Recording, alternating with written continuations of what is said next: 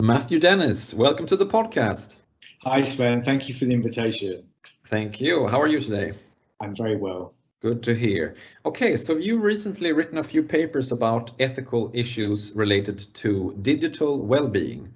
In this conversation, we will mainly focus on one of those papers entitled Towards a Theory of Digital Well-being, Reimagining Online Life After Lockdown.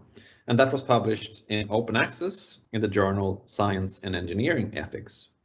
At the beginning of that paper, you mentioned three concepts that I thought we would start with. First, doom scrolling. Second, Zoom fatigue. And third, distraction. Now, none of these sound very pleasant. So could you tell us what are these and what do they have to do with ethics and philosophy? Thanks, Sven. Yeah, so all of these concepts are quite different, and I was particularly interested in them because they are neologisms that have come about over the course of the COVID-19 pandemic. Now, the one that interests me the most, perhaps, is this idea of distraction, which I think is connected to the idea of doom scrolling. So the idea is that our attention is something that can be hijacked by digital technologies quite easily, and this can result in various different problems for us. So a lot of work has been done on the various kinds of moral problems that this can cause, causing us to ignore moral duties or things that we're required to do. But I'm interested in how this has a prudential value as well. So being distracted can lead to this sense of being bored, despite having pretty much unlimited access to different kinds of information. So we might describe this in terms of being occupied, continually occupied by something, but being pretty much indifferent. Maybe that really does describe this idea of mindlessly scrolling. Maybe doom scrolling is a little bit more purposeful if you're looking for an update on the latest variant or something that I found myself doing quite a lot over the last few months.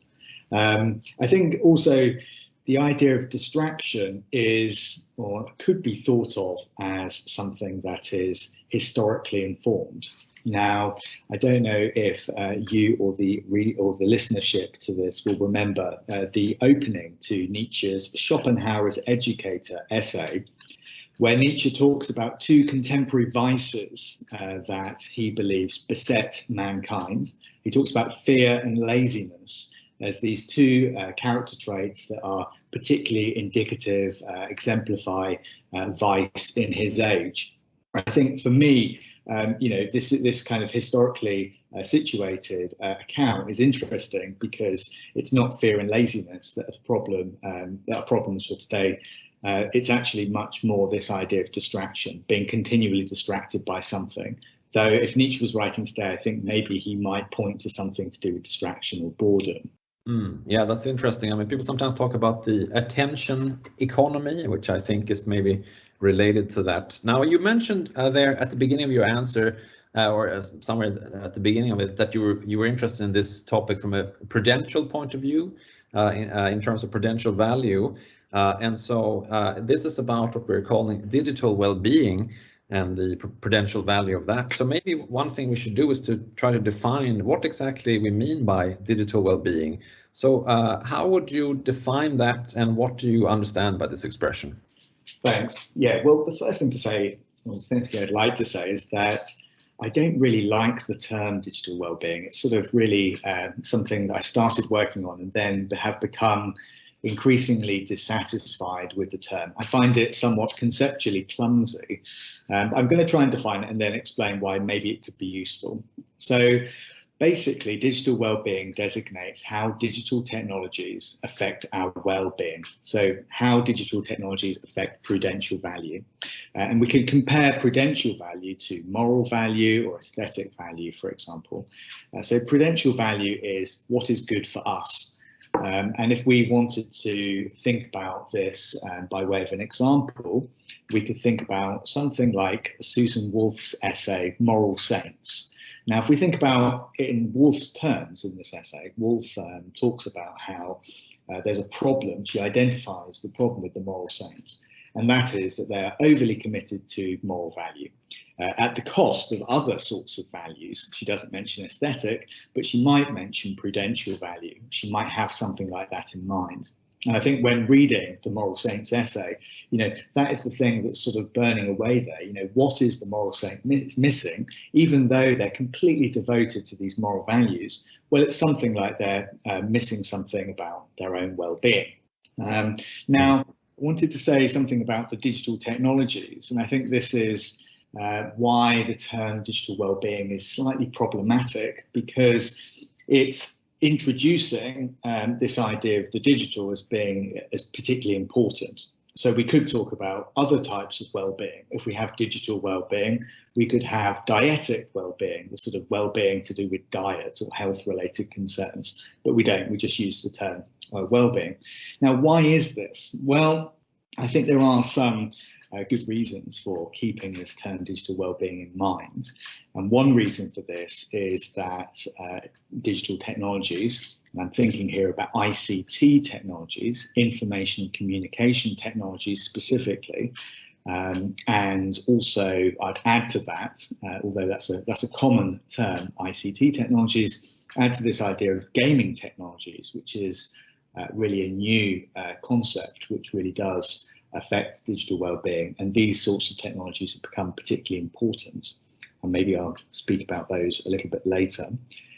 So the idea with ICT technologies, and potentially gaming technologies too, is that they have a huge capacity to change, enhance or inhibit our capacity to live well, and it adds a set of distinctive practical considerations that we must think about. And the fact that these technologies are so powerful, I think, does justify to some extent talking about digital well-being, specifying specifically what it is about these digital technologies which affect well-being.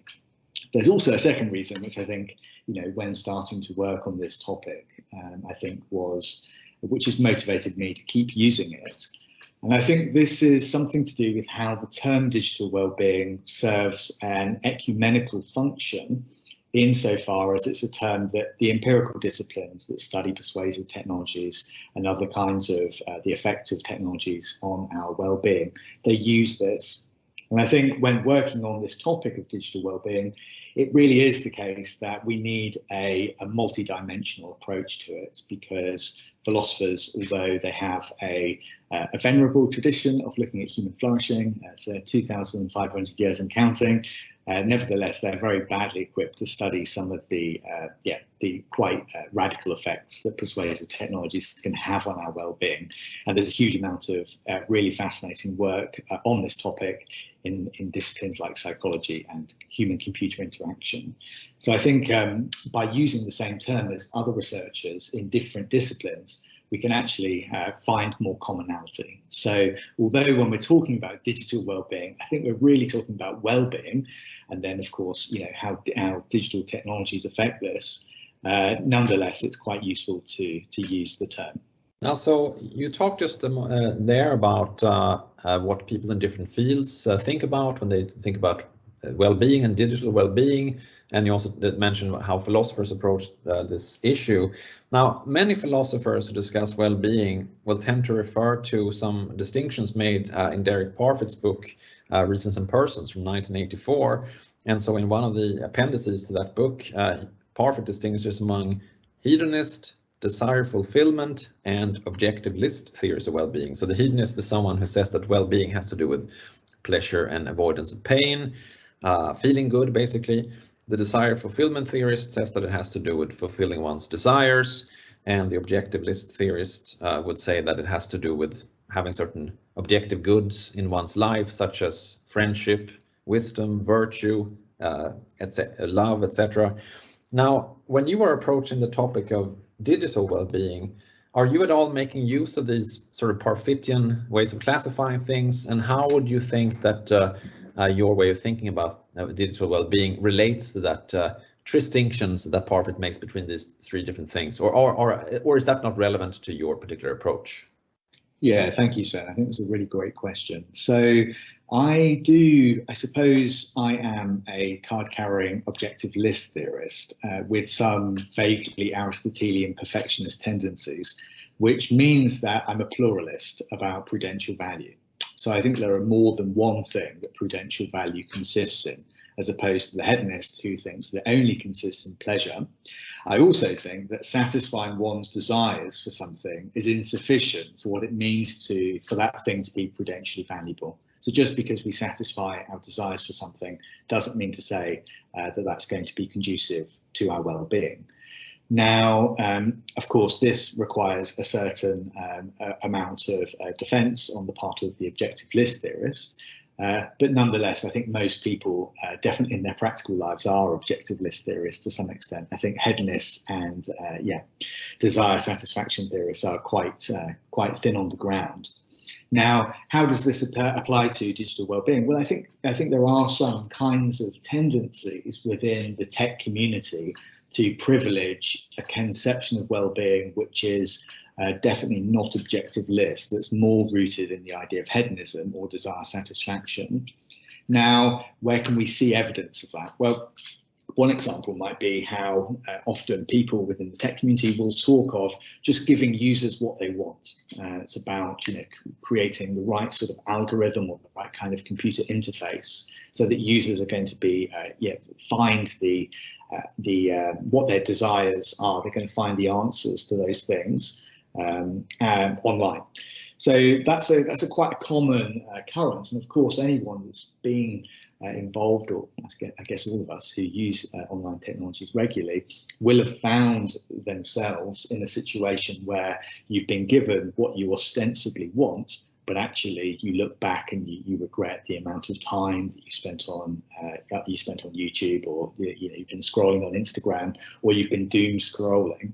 So actually, retrospectively, often our desires and having those desires satisfied is not a good judge of what's in our best interests. Also, of course, we might be reminded of Heraclitus's fragment that it's not good for a person to get what they want. I mean, I think that's a very common experience that many of us will share. Similarly, with pleasure, the hedonist, although there are dopamine spikes and this sort of enjoyment, which is really wrapped up in the idea of something like social media. We're communicating, we're also receiving information. And also potentially we will increasingly people are using these sorts of platforms for gaming as well, often communicating with multiplayer online games. So in these cases, of course, hedonism is a big part of why we seek out these online experiences. But when we come to well-being, I think the most important thing is to look at how these things are actually good for us. And I think we need something a little bit more sophisticated than either hedonism or desire satisfaction in order to do this. Does this bear on the question of digital well-being at all? Well, I'm not sure it does. I think you can have a conception of digital well-being which either has hedonistic or desire satisfaction or objective list tendencies. But as I say, I'm an objective list theorist.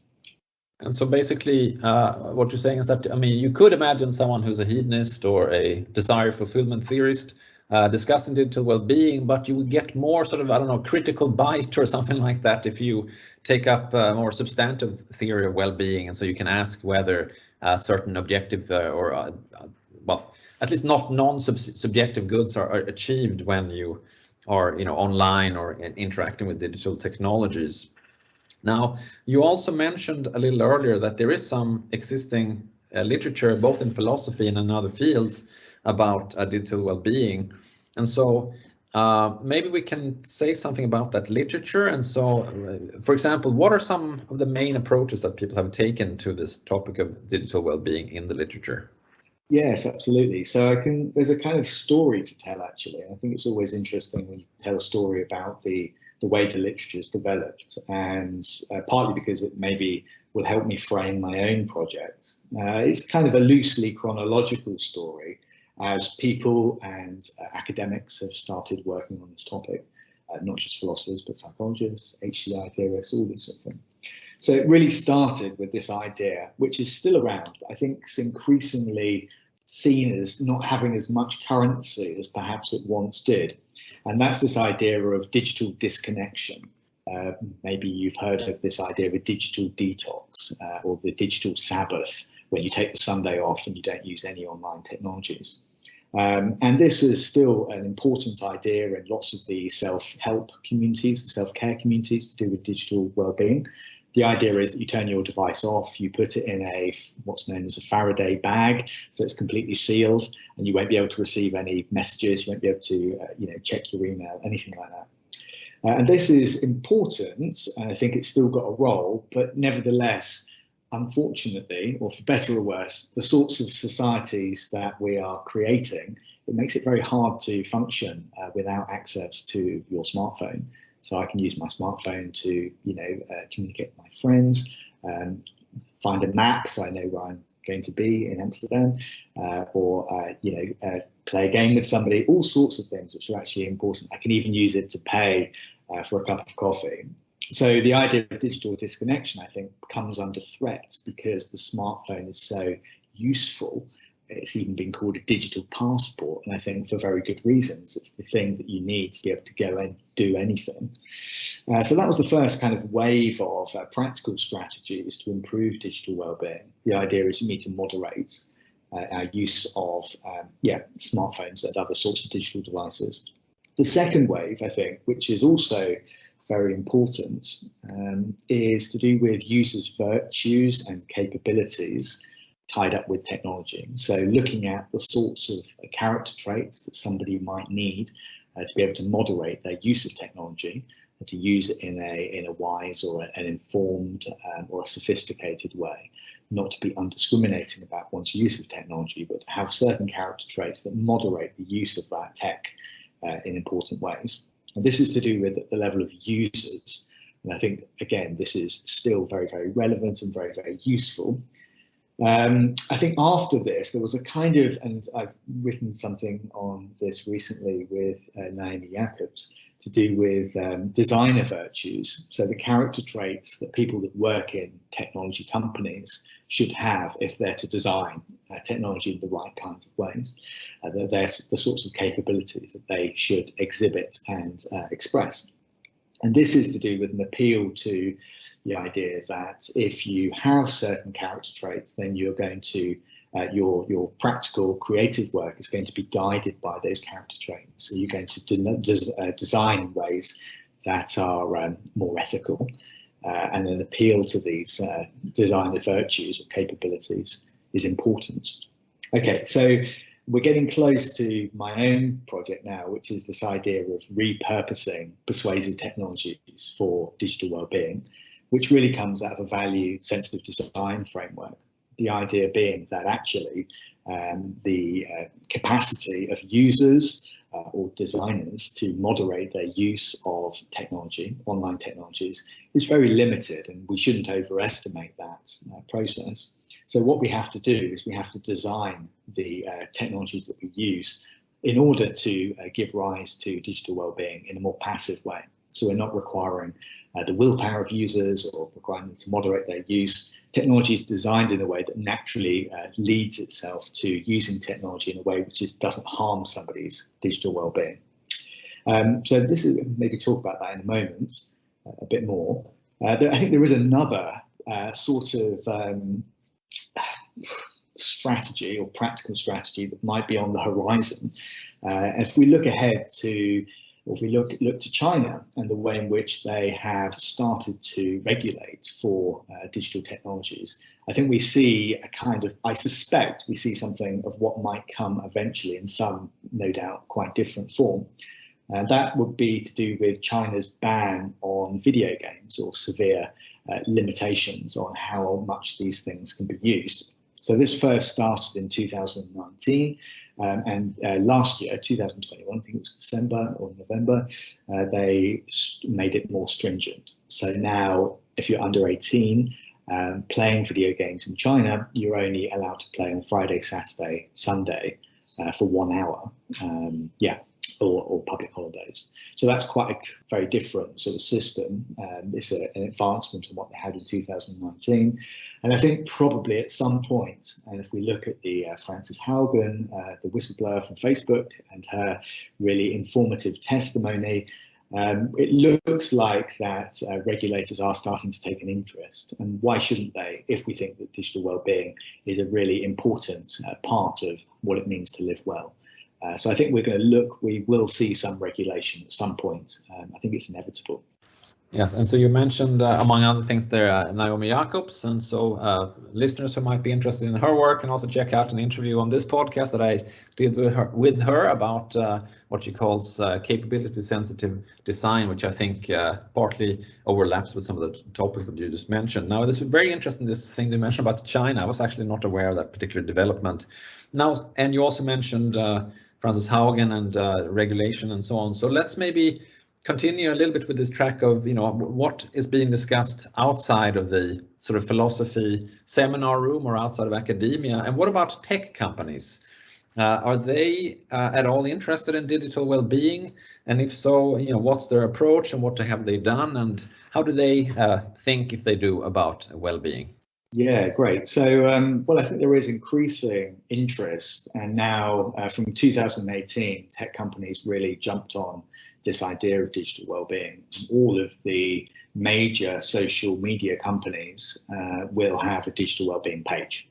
And this really is something that motivated me to start writing about this, because after being quite approving about the fact that tech was taking this seriously, I started to become uncomfortable about some of the processes and some of the ways in which they suggested this could be done. I think it's very user orientated. So I think from 2018 there was this big sustained interest on the part of big tech.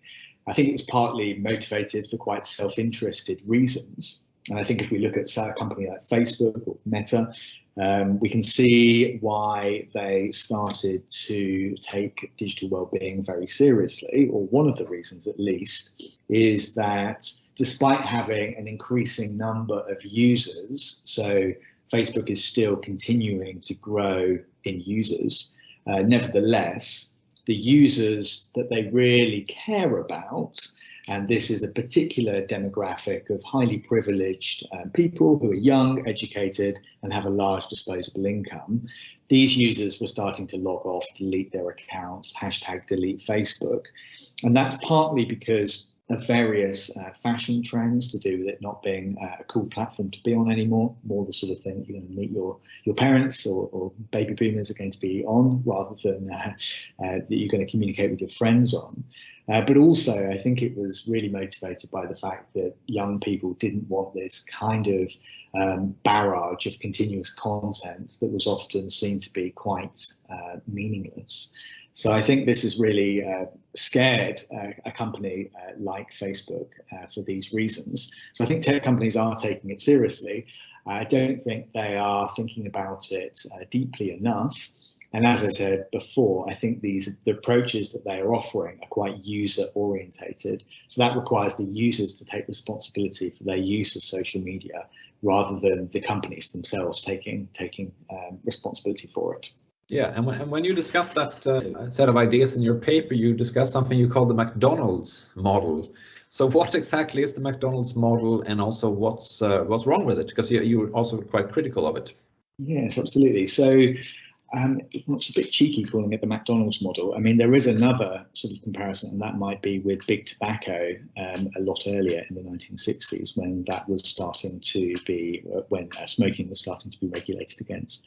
So the idea is that at some point, social media companies, and it really was around 2018 when all these digital wellbeing pages started cropping up, social media companies really put forward the idea that their products are neutral for well-being, or have a potential net positive benefit for your well-being, if they're used in the context of a balanced lifestyle.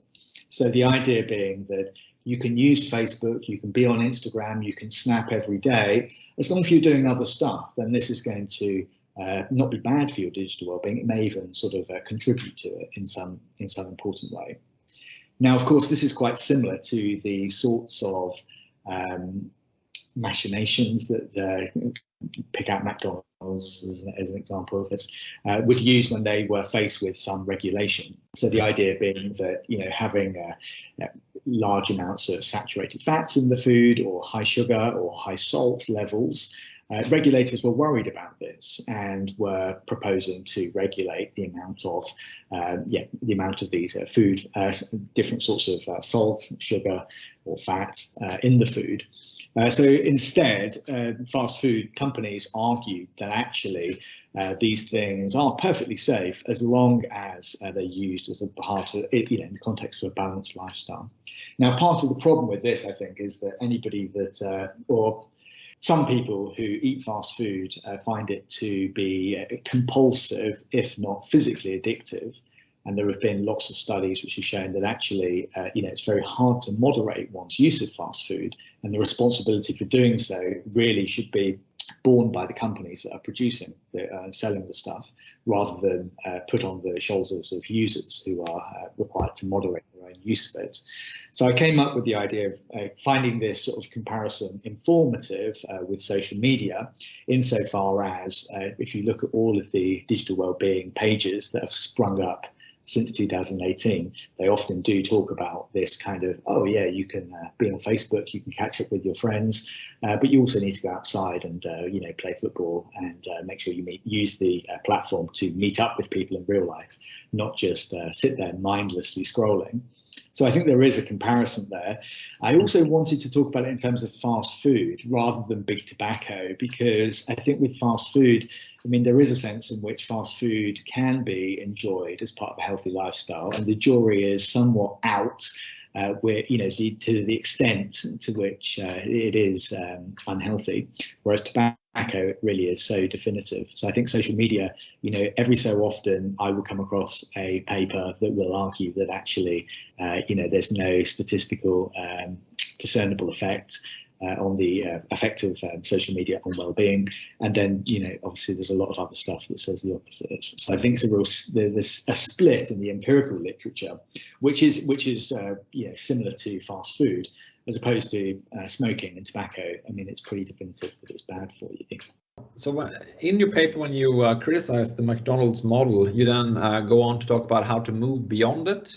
So could you maybe say something next about what are some ways in which one could sort of take a step beyond this McDonald's model and develop something more useful, maybe something more helpful?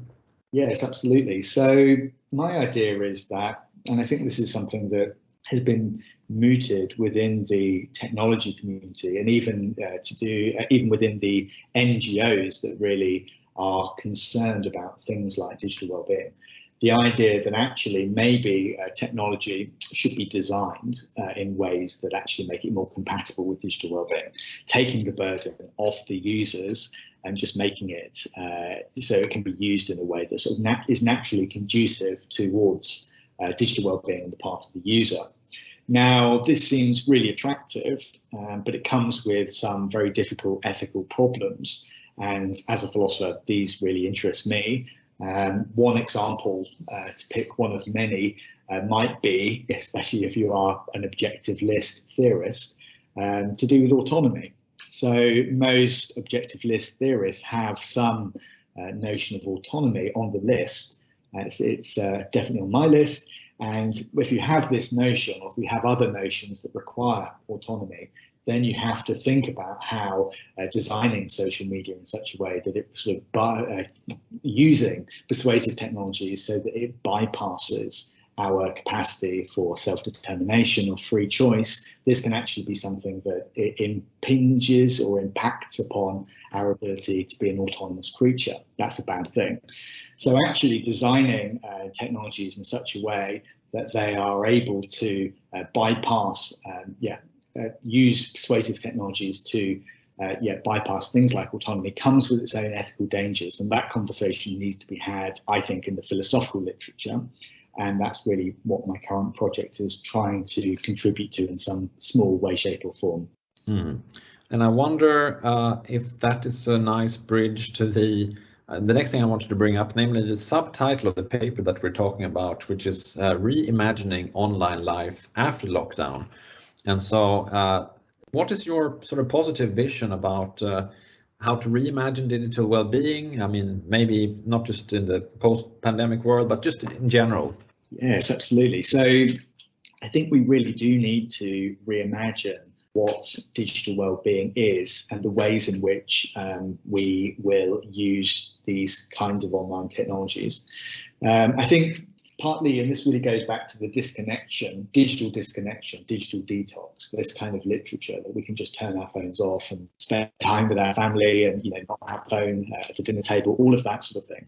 I think that's, it really had a purpose and a function, but unfortunately there is a kind of ubiquity to online technologies now, which we really need to take into account. We need to take into account their power and the fact that they're likely to be things that we're going to be requiring all the time. So the idea of spending time away from these things is less important, I think, than thinking about how to properly integrate them with a life which is conducive to one's well-being. So I think digital disconnection is no longer a possibility, or its use and its function is dramatically reduced. And it becomes a question of how to think of a hybrid digital life where we have less intrusive digital technologies. I have done some work on this in the context of social robots, talking about how chatbots or robots that are not don't have a human morphology or any sort of physical instantiation, they might be more compatible with a healthy digital life. I think also, so things like chatbots and being able to use the voice, I think that's kind of an unexplored area. But this is something that some HCI theorists, including Minhai Lee at TU Eindhoven, they are really very interested in this and see this as having great potential, and I kind of tend to follow them, actually. I think there are some, very concrete things within the academic world, and I guess we always have to relate it to the experience that we know, but within the context of academic conferencing and also teaching, it seems post-COVID that it seems undeniable that there are some very real, tangible advantages about not having to fly all over the place to go to academic conferences, or recording content so that students can access it at any time. Of course, there are also some really concrete disadvantages of doing this, which are very difficult to escape. And certainly in September, I was able to go to my first conference for 12 months. And just the experience of walking into a room of people, having a glass of wine, within minutes or even seconds, the way in which I was geared towards thinking about the paper that I was about to give, these sorts of things, was completely different. It's an experience that I found was very different to being stuck behind the screen. So I think this kind of ability to reimagine online life after the COVID restrictions, I think it's a really potentially a really fruitful time. There are all sorts of social and political questions about how expenses can be cut, all sorts of very pejorative things that can happen, given that there have been so many changes over the last 2 years. But I think this is it's becoming a real question that we need to think again about digital wellbeing in a way that's more holistic, that involves a sort of hybrid kind of approach. Okay, well, yeah, that sounds inspiring to me. I mean, it's very fascinating. So I think we'll wrap it up there. So thanks a lot, Matthew, for this very interesting discussion about digital well-being. Thanks for being on the podcast, and have a nice rest of your day. Thanks, Sven. Cheers. Have a good night.